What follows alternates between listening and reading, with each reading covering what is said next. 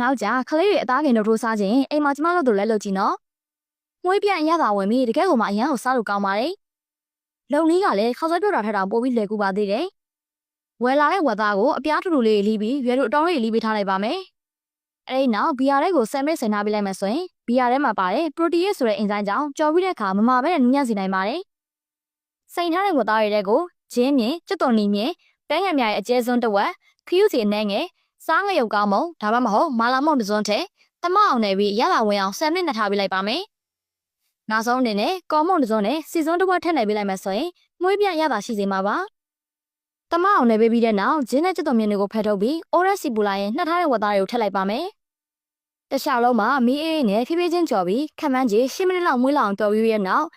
ငရုတ်သီးမုံဇီယာမုံနဲ့နှက်လက်တစ်ဆုပ်စီဖြူပြီးမွေးလောင်အများလေးမှုကြော်ပြီးလိုက်ရင်ရပါပြီနော်